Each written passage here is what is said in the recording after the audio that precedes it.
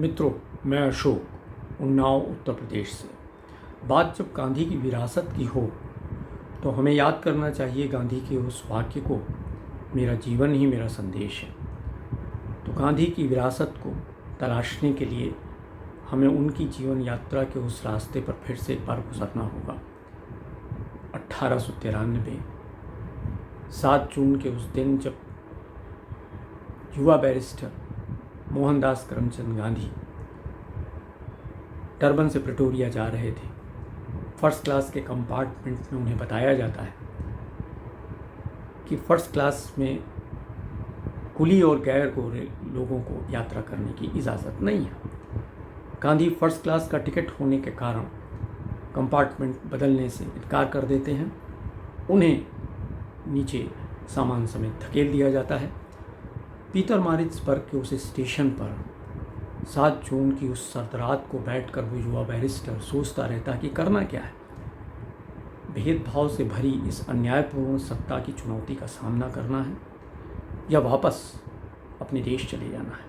8 जून की सुबह होती है और गांधी एक नए संकल्प के साथ तय करते हैं कि वहीं रुकना है और उस सत्ता से टकराना है अपने तरीके से, अपने ढंग से, और अहिंसक सत्याग्रह के नए प्रयोगों को होते हम आगे 21 बरस देखते हैं। यहीं हमें गांधी की विरासत का वो अनूठा सबक मिलता है जिससे हमें ये हासिल होता है कि भेदभाव से भरी किसी भी अन्यायी दमनकारी ताकत का सामना पूरे संकल्प के साथ करना ज़रूरी है, अपने आदर्शों, अपने मूल्यों के आधार पर, जैसा गांधी ने अहिंसक ढंग से वहाँ पर किया। गांधी 1915 में वापस भारत लौटते हैं। 1917 में उन्हें चंपारण से संदेश मिलता है नील की खेती में लगे किसानों के दमन के बारे में, और वो चंपारण पहुंच जाते हैं। ये गांधी का पहला आंदोलन था भारत में। अपने 35 सहयोगियों की टीम के साथ गांधी 4000 से ज़्यादा किसानों के बयान दर्ज करते हैं और उन बयानों के आधार पर उन किसानों की पीड़ा के सबूतों को दर्ज करते हैं और उसके आधार पर उन मांगों को मजबूती से उठाते हैं, जिसके कारण सरकार मजबूर होती है एक जांच कमेटी बनाने के लिए, जिसकी सिफारिशों के आधार पर चंपारण एग्रेरियन एक्ट सामने आता है मार्च 1918 में। चंपारण का ये सफल आंदोलन गांधी के आंदोलन की कार्यशैली की विरासत का एक और सबक है कि समस्या को उसकी जगह पर जाकर समझना, पीड़ितों से व्यापक संपर्क, बातचीत और उनकी समस्याओं को दर्ज करना, उस आधार पर मांगों को इतनी मजबूती के साथ उठाना ताकि उन्हें मांगे बिना सत्ता या सरकार रह न सके और संघर्ष अपने अंजाम तक पहुंचाया जा सके। 2 बरस बाद 1920 के असहयोग आंदोलन पर आते हैं। विदेशी का बहिष्कार जारी था, खादी आर्थिक स्वावलंबन का प्रतीक बन चुकी थी और चरखा राजनीतिक औजार। कि 4 फरवरी 1922 को चौरी चौरा की घटना होती है। प्रदर्शनकारियों की एक भीड़ पुलिस के साथ हिंसक टकराव में आती है और पुलिस के 22 सिपाही अपनी जान बचाने के लिए भागकर चौरी चौरा थाने में छुप जाते हैं। वो उग्र भीड़ उस थाने को आग के हवाले कर देती है। 22 के 22 पुलिस वाले जलकर ख़त्म हो जाते हैं। 3 नागरिकों की भी मृत्यु होती है। ये खबर मिलते ही गांधी अहिंसक सत्याग्रह आंदोलन को वापस ले लेते हैं, क्योंकि उनकी शर्त थी कि ये पूरे अहिंसक ढंग से चलना है। देश में तमाम सारे लोगों के असंतोष के बावजूद गांधी टस से मस नहीं होते। यहीं पर हमें गांधी के संघर्ष संचालन की विरासत का एक और सबक मिलता है कि आप जिन मूल्यों के ऊपर, जिन आदर्शों के साथ किसी जनता के संघर्ष को संचालित करते हैं उसमें किसी किस्म का समझौता संभव नहीं है।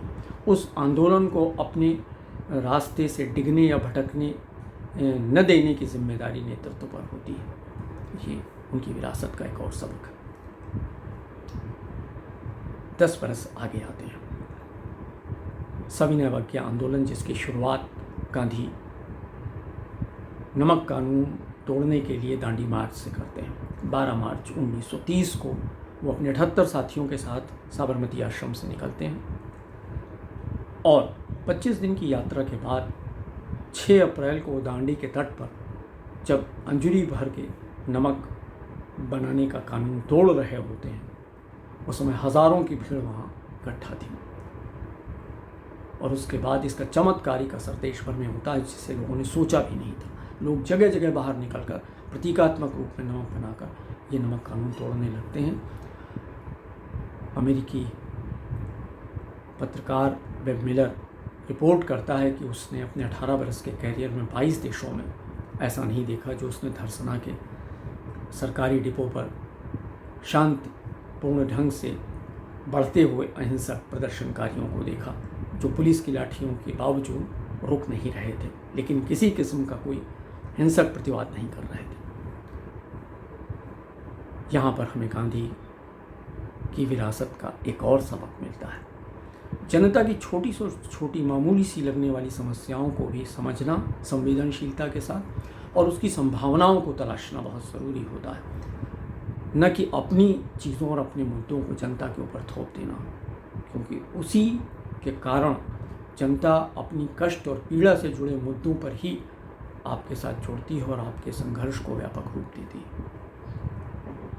यहीं पर हम ये याद करें कि गांधी जब वापस लौटे थे तो साबरमती आश्रम की स्थापना के पहले कोचरब में उन्होंने अपना आश्रम बनाया और वहाँ उनके आश्रम में रहने के लिए एक दलित परिवार भी आया, दूधा भाई का, अपनी पत्नी और एक छोटी बच्ची के साथ। उस दलित परिवार के साथ होने के कारण अहमदाबाद के वो तमाम दानदाता जो आश्रम को आर्थिक सहयोग देते थे, उन्होंने आर्थिक सहयोग देना बंद कर दिया, लेकिन गांधी नहीं झुके। आश्रम का ही एक मगन भाई का परिवार, ख़ासतौर से उनकी पत्नी, जिन्हें उस दलित परिवार से दिक्कत थी, गांधी ने उनसे कह दिया कि आप आश्रम छोड़ के चले जाइए, पर गांधी ने इस पर कोई समझौता नहीं किया। इसी तरह हिंदू मुस्लिम एकता के बारे में गांधी का यकीन बिल्कुल पक्का था। उनका मानना था कि इस एकता के बिना भारत की न तो प्रगति संभव है न ही उन्नति।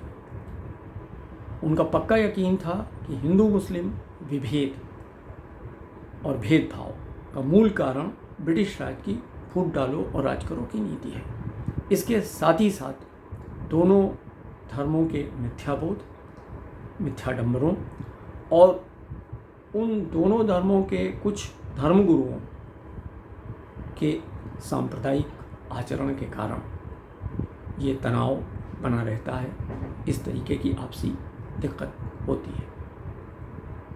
हिंदू मुस्लिम एकता की समस्या से गांधी ज़िंदगी भर जूझते रहे और अपने अंतिम समय में वो 1946 के नवंबर में सांप्रदायिक हिंसा से ग्रस्त नोआखाली पहुंचते हैं और वहाँ पर वो रुककर 4 महीने में शांति स्थापित करते हैं। 15 अगस्त को जिस दिन देश आज़ाद हो रहा होता है और पूरा देश जश्न मना रहा होता है, गांधी बेलिया घाटा में है, हिंसाग्रस्त इलाके में, हिंदू मुस्लिम दोनों से संवाद करते हुए, और वहाँ का प्रेस लिखता है कि ग्रेट मिरेकल ऑफ कलकत्ता, क्योंकि उस दिन कलकत्ता में दंगे शांत हो चुके होते हैं। माउंटबेटन गांधी को 1 मैन आर्मी की संज्ञा देते हैं, जिसने पूर्वी मोर्चे पर जो कर दिखाया वो पश्चिमी मोर्चे पर 50,000 सैनिक नहीं कर सके थे।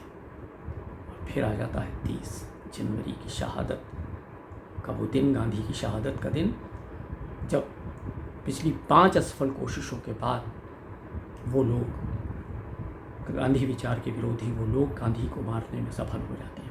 गांधी की शहादत वैश्विक मानवता के लिए वो प्रेरक विरासत है, जो हमेशा ये याद दिलाती है कि मानवीय मूल्यों के लिए काम करने वालों को हमेशा अपनी जान जोखिम में डालकर ही आगे बढ़ना होता है, पूरे संकल्प के साथ, पूरे यकीन के साथ।